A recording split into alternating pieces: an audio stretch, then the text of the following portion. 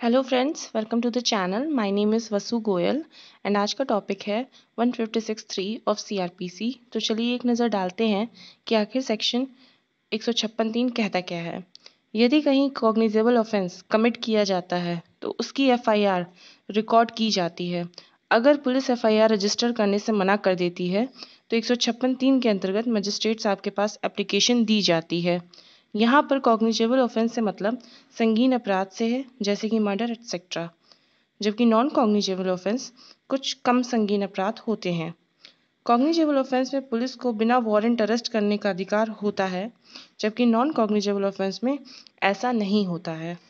156(3) कहता है कि any magistrate empowered under section 190 में order such an investigation as above mention. यहाँ पर अबव मेंशन का मतलब है कि 156(1) में दिए गए तथ्य यानी एफआईआर जो पुलिस ऑफिसर द्वारा नोट किया जाना था। सेक्शन 190 क्या कहती है, आइए ये भी जान लेते हैं। कॉग्निजेबल ऑफेंस या नॉन कॉग्निजेबल ऑफेंस में मजिस्ट्रेट को कॉग्निजेंस लेने का अधिकार है। अगर पुलिस ऑफिसर को यह कंप्लेन से लगता है कि यह की कॉग्निजेबल ऑफेंस है तो वह एफआईआर रजिस्टर करने के लिए बाउंड है। पुलिस ऑफिसर ये नहीं कह सकता कि पहले इन्वेस्टिगेशन करके देखेंगे फिर बताएंगे कि ये ऑफेंस कॉग्निजेबल है या नॉन कॉग्निजेबल, लेकिन मजिस्ट्रेट साहब कि वो एफआईआर रजिस्टर कर ही ले, वह उसे परिवाद का रूप भी दे सकते हैं।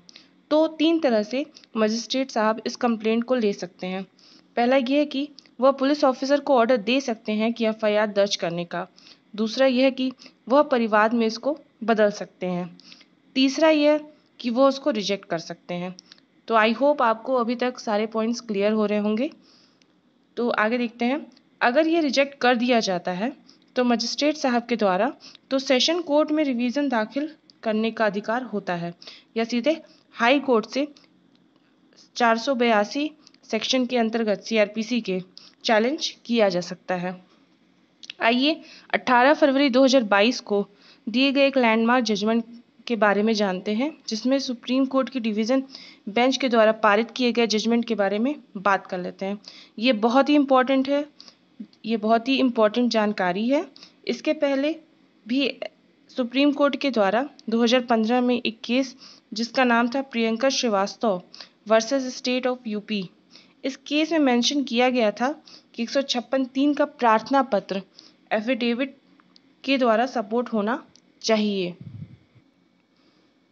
18 फरवरी 2022 को एक केस आया Babu Venkatesh and others versus state of Karnataka and others. इसमें 4 अपील थी। इस केस में जो भी एफिडेविट का जिक्र हुआ 3 के अंतर्गत प्रार्थना पत्र के साथ किया जाता है और एफिडेविट देने वाला व्यक्ति सही तथ्यों पर वाकिफ हो, वरना उस पर भी इंक्वायरी हो सकती है।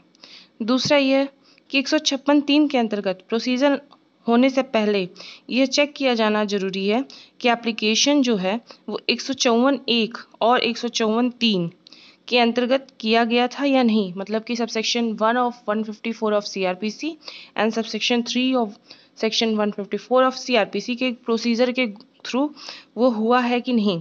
अगर ऐसा नहीं किया गया है तो 156(3) के एप्लीकेशन के को कंसीडर नहीं किया जाएगा, कि मतलब कि पहले कि वो प्रोसीजर पुलिस ऑफिसर के पास गया हो कंप्लेंट, फिर उनके जो सीनियर है उनके पास गया हो, फिर मजिस्ट्रेट साहब के पास आया हो, ना कि डायरेक्टली मजिस्ट्रेट साहब के पास आया हो, ये चेक किया जाएगा।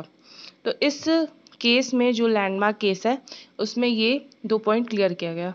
आगे देखते हैं नेक्स्ट पॉइंट। तीसरा पॉइंट ये था कि 156(3) के अंतर्गत सुनवाई करते समय जो लर्नेड मजिस्ट्रेट साहब को एफिडेविट की जो वेरासिटी थी उसको चेक करना होगा, यानी कि घटना की सच्चाई का पता लगाना होगा, देखना होगा कि घटना सही है या नहीं। इसके लिए मजिस्ट्रेट साहब पुलिस की मदद ले सकते हैं। अगर मजिस्ट्रेट साहब को लगता है कि 156(3) के साथ जो एफिडेविट प्रोड्यूस किया गया है वो गलत है तो उसका प्रोड्यूस करने वाले को प्रोसिक्यूट किया जा सकता है। मतलब कि आप गलत एफिडेविट या किसी को फंसाने के लिए प्रोड्यूस नहीं कर सकते हैं, वरना आप पे ही चार्जेस लग सकते हैं।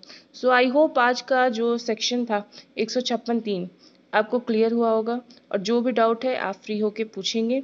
Okay, so thank you and support करिए।